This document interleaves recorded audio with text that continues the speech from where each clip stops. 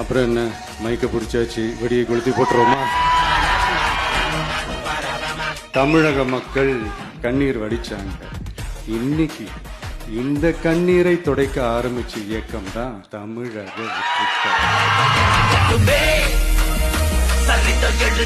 இந்த 2026 சட்டமன்ற தேர்தலில் டிவிக்கே தான் மக்களோட ஒரே ஆப்ஷன்.